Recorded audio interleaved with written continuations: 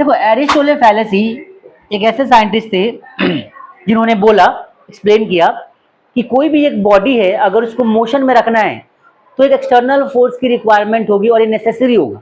Example की बात करते हैं। सपोज करो कि हमारे पास एक बॉडी यहाँ पे रखी हुई है, ठीक है।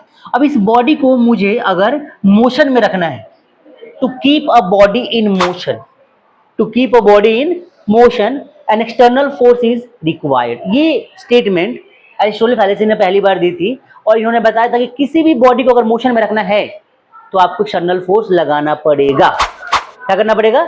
एक्सटर्नल फोर्स लगाना पड़ेगा। बात समझ में आई सबको? ये इनका स्टेटमेंट है। अब एक फोर्स लगाएंगे तो ये बॉडी मोशन में आ जाएगी। बात समझ में आ रही है? ये इनका स्टेटमेंट था। लेकिन इसको गलत प्रूफ किया किसने? गैलीलियो ने। गैलीलियो ने बोला कि एरिस्टोटल फैलेसी आपने जो बात बोली है बात तो सही है, लेकिन सोचो कि हमें एक्सटर्नल फोर्स लगाना क्यों पड़ रहा है, एक्सटर्नल फोर्स हमें क्यों लगाना पड़ रहा है। तो गैलीलियो ने इसको करेक्ट करके क्या बोला कि जो बात बोली थी कि external force is required to keep a body in motion, इसको थोड़ा करेक्ट किया गैलीलियो ने। उन्होंने बोला कि एक्सटर्नल फोर्स हमें सिर्फ इसलिए चाहिए ताकि हम रेजिस्टेंस को अवॉइड कर सकें, फ्रिक्शनल फोर्स को अवॉइड कर सकें।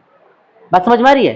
देखो उन्होंने बोला कि भाई एक बॉडी है, ठीक है, और ये बॉडी अगर मोशन में एक बार एक फोर्स लगा और फोर्स लगने के बाद बॉडी मोशन में आ गई, तो तुम लगातार अगर फोर्स लगाए जाओगे तो बॉडी मोशन में रहेगी। जैसे फोर्स लगाओगे बॉडी का मोशन खत्म हो जाएगा। क्यों भाई? ऐसा क्यों?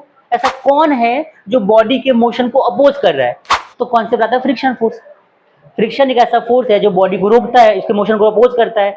तो गैलीलियो ने कहा कि नहीं, हमें ना एक्सटर्नल फोर्स की जरूरत नहीं है। अगर कोई ऐसा फोर्स है जो इसके मोशन को रोक रहा है तो उसके मोशन, उस फोर्स को एनकाउंटर करने के लिए हमें एक्सटर्नल फोर्स की रिक्वायरमेंट पड़ेगी। अगर कोई ऐसा फोर्स है जो किसी बॉडी के मोशन को अपोज कर रहा है तो उस अपोजिंग फोर्स को हमें हटाने के लिए एक्सटर्नल फोर्स लगाना पड़ेगा, अदरवाइज फोर्स की रिक्वायरमेंट नहीं है। एग्जांपल क्या दिया कि एक बॉल लो और उसको तुम क्या करो, उसको तुम स्पेस में ऐसे थ्रो कर दो। अब देखो उस बॉडी को तुम्हें रोकना नहीं पड़ेगा, चलती रहेगी, भागती रहेगी, बॉडी एक फोर्स से भागती रहेगी। क्यों? क्योंकि वहां पे दूसरा कोई अलग फोर्स नहीं है जो उसके मोशन को रोक रहा है।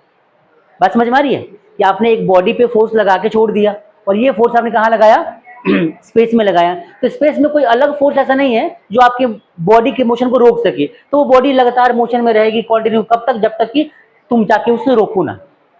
बात समझ में आ रही है? तो गैलीलियो जी ने बोली थी कि अगर हमें एक्सटर्नल फोर्स लगाना है तो वो सिर्फ इसलिए लगाना है ताकि हम फ्रिक्शनल फोर्स को एनकाउंटर कर सके।